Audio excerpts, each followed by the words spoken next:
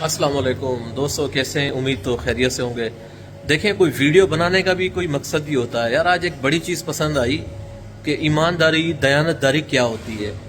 میں Spain, Europe میں رہتا ہوں، اور اسپین میں ایک کافی شاپ پہ آیا تو مجھے تھوڑی چائے کی طلب ہوئی، یا چائے تو نہیں ملتی، تو میں نے کہا چلو کافی پی لیتا ہوں۔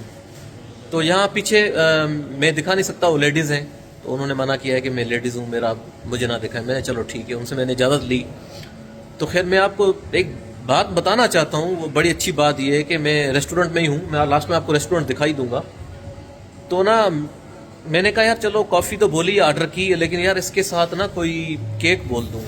تو نا مجھے یہ بڑا کیک پسند آیا۔ اوپر یہ کیک پڑا ہوا ہے، اس کے اوپر دیکھیں جو فروٹ لگا ہوا ہے، سیب لگا ہوا ہے نا۔ تو میں نے ان سے آرڈر کر دیا، انہوں نے خیر کاٹ دیا۔ اچانک میرے دل میں خیال آیا، یہاں پر نا حلال فوڈز کا بڑا خیال رکھا جاتا ہے۔ بھائی کیا حلال، کیا کس طرح، کہ ان کے مذہب میں تو کافی چیزیں ایسی جو چیزیں وہ یہ لوگ کھاتے ہیں، لیکن ہمیں حلال کا خیال رکھنا پڑتا ہے۔ تو میں نے لیڈیز سے ان کو کہا، میں نے کہا یہ حلال ہے؟ تو لیڈیز نے اچانک دوسرے اونر کو پوچھا، انہوں نے کہا نہیں، حلال نہیں ہے۔ تو یہ ہوتی ہے دیکھو دیانت داری اور ایمانداری۔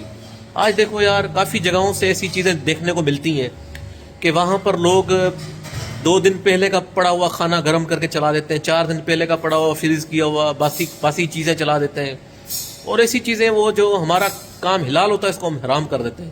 لیکن ان کے مذہب میں یہ چیز چلو جو جیسے بھی ہوگا، لیکن انہوں نے اپنا کام حلال کر کے حلال کیا، کیونکہ مجھے بتایا کہ یہ چیز حلال نہیں ہے۔